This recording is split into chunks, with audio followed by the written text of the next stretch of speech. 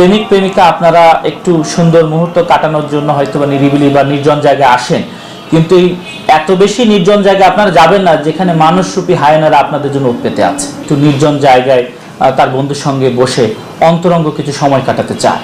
টেনে হিচড়ে আপনার একটা বাউন্ডারি ওয়াল করা একটা প্লটের মধ্যে নিয়ে তারা পালাক্রমে ধর্ষণ করে। আসলে বিষয়টা অত্যন্ত চাঞ্চল্যকর এবং স্পর্শকাতর।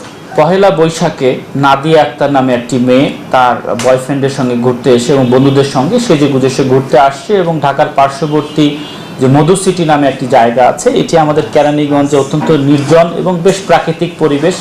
সেখানে সে আসে এবং এসে বন্ধুর সঙ্গে ঘুরতে ঘুরতে এক পর্যায়ে সে একটু নির্জন জায়গায় তার বন্ধুর সঙ্গে বসে অন্তরঙ্গ কিছু সময় কাটাতে চায়। ঠিক এই মুহূর্তে একটি সংঘবদ্ধ গ্রুপ তারা এই অস্ত্রের মুখে ছুরি দেখিয়ে এই নাদিয়া আক্তার এবং তার বন্ধু সিজান এবং রিজভি তাদেরকে আটক করে। আটক করার পরে সিজান এবং রিজভিকে তারা প্রচণ্ড মারধর করে এবং আলাদা এক জায়গায় নিয়ে যায় এবং নাদিয়া আক্তারকে টেনে হিচড়ে আপনার একটা বাউন্ডারি ওয়াল করা একটা প্লটের মধ্যে নিয়ে তারা পালাক্রমে ধর্ষণ করে। যখন এই ঘটনাটি ঘটে তখন নাদিয়া আক্তার সে অত্যন্ত মানসিকভাবে বিপর্যস্ত হয়ে পড়ে এবং তার বন্ধুরাও মারধর খেয়ে আহত থাকে এবং তারা পরবর্তীতে তারা সবাই ঢাকার ভেতরে মোহাম্মদপুরের বাসিন্দা। তারা ওখানকার তার পরিচিত লোকজনকে ডাকলে তারা এসে তারা প্রাথমিকভাবে নিজেরাই এই অজ্ঞাতনামা আসামিদের খুঁজে বের করার চেষ্টা করে। বা যখন ব্যর্থ হয় এক পর্যায়ে তারা পুলিশকে খবর দেয়।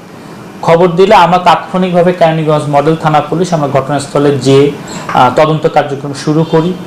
ঘটনাস্থলে সিসি ক্যামেরা ফুটেজ সংগ্রহ করে বিশ্লেষণ করি এবং এক পর্যায়ে আমরা তদন্তের মাধ্যমে এই ঘটনায় জড়িত যে আসামিরা আছে 5 জন আসামিকে গ্রেপ্তার করি এবং এই 5 জন আসামিকে গ্রেপ্তার করে আমরা জিজ্ঞাসাবাদ করে বিভিন্নভাবে তথ্য প্রমাণের ভিত্তিতে জানতে পেরেছি যে 5 জনের মধ্যে 3 জন আসামি মেয়েটিকে পালাক্রমে ধর্ষণ করেছে এবং 2 জন আসামি এই যে মেয়েটির দুটো বন্ধু রিজভি এবং সিজান তাদেরকে অস্ত্রের মুখে জিম্মি করে রেখেছিল।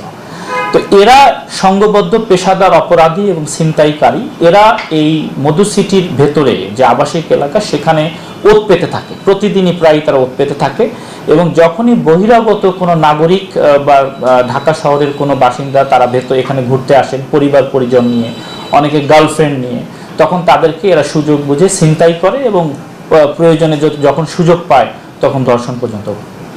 মধু সিটিতে তো নিরাপত্তা রক্ষী আছে, তো নিরাপত্তা রক্ষী দেখার বিষয়টা যে কেউ ঢুকলো আর এরকম ছেলেপেলেরা ভিতরে ঢুকে এরকম ফিটিংবাজি করতেছে, এটা আসলে অত্যন্ত দুঃখের বিষয়। আমরা তদন্তে যে 5 জন আসামি গ্রেপ্তার করেছি তার মধ্যে একজন আসামি মাসুম, সে হচ্ছে মধু সিটির ওইখানকার দারোয়ান এবং সেই পরিকল্পিতভাবে এই সিন্ডিকেটের সঙ্গে জড়িত এবং সে অত্যন্ত পরিকল্পিতভাবে এই বহিরাগত যে আপনার কাপল থাকে, প্রেমিক প্রেমিকা থাকে, তাদেরকে এই ভিতরে ঢুকিয়ে দেয়।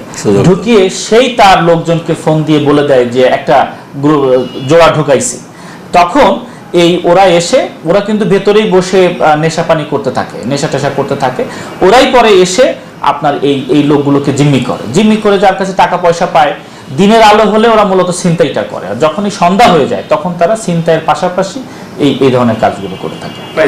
ধন্যবাদ। আসলে এই কেসটি আমাদের জন্য একটা আই ওপেনার। আমরা এই কেসের পরে মধু সিটি কর্তৃপক্ষ এবং অন্যান্য যেসব হাউজিং সোসাইটিগুলো আছে, স্পেশালি যে পার্কগুলো আছে, সেগুলোতে আমরা বিশেষ নিরাপত্তার জন্য কর্তৃপক্ষের সঙ্গে কথা বলবো, সিসি ক্যামেরা বসানোর ব্যবস্থা করব এবং বিশেষ করে তাদের যে দারোয়ান বা সিকিউরিটি গার্ড তাদের ভেরিফিকেশনের ব্যবস্থা করব আর আমাদের টহল টিমও জোরদার করব।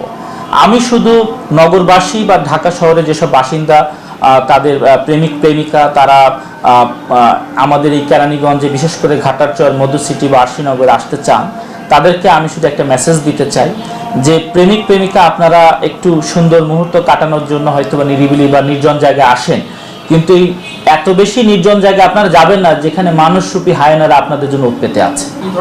আসলে এখানে মধু সিটি কর্তৃপক্ষের সঙ্গে আমরা এই বিষয়ে এখনো কথাবার্তা বলিনি, কারণ আমরা এই ঘটনার সঙ্গে যারা জড়িত তাদের মধ্যে 3-4 জন আসামি ঢাকার ভেতরে, এরা হলো একটা গ্যাং এবং পেশাদার ছিনতাইকারী, তাদের কিছু মামলা পেয়েছে। আমরা মধু সিটি কর্তৃপক্ষের সঙ্গে আমরা কথা বলবো যে তারা এই বিষয়ে তারা কোন পদক্ষেপ নিবে।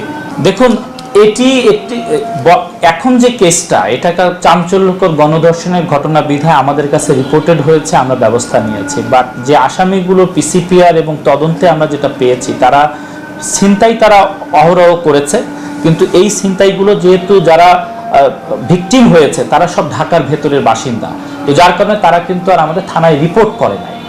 আর যে মেয়েগুলো ধর্ষণের শিকার হয়েছে, এটা কত হয়েছে এটা পরবর্তী তদন্তে জানা যাবে। আসামিরা আমরা রিমান্ডে আনবো, এনে জিজ্ঞাসাবাদ করলে আমরা সুনির্দিষ্টভাবে বলতে পারবো। আমি শুধু একটি কথাই বলতে চাই, যে কোনো ভিকটিম ধর্ষণের শিকার হলে তাৎক্ষণিক লোকলজ্জার ভয় এড়িয়ে এই ভয়টাকে জয় করতে হবে। জয় করে আসামিদের আইনের আওতায় আনার জন্য তাৎক্ষণিক তাকে পুলিশের কাছে রিপোর্ট করতে হবে।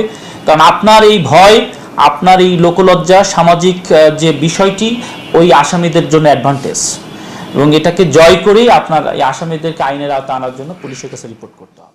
প্রিয় দর্শক, আমাদের পরবর্তী নিউজ দেখতে এখনই আমাদের চ্যানেলটিকে সাবস্ক্রাইব করুন এবং বেল বাটনে চাপ দিয়ে রাখুন। এছাড়াও আমাদের সাথে ইমেইলে যোগাযোগ করতে পারেন। আমাদের সাথে ইমেইলে যোগাযোগের ঠিকানা dhakanews3@gmail.com। আল্লাহ হাফেজ।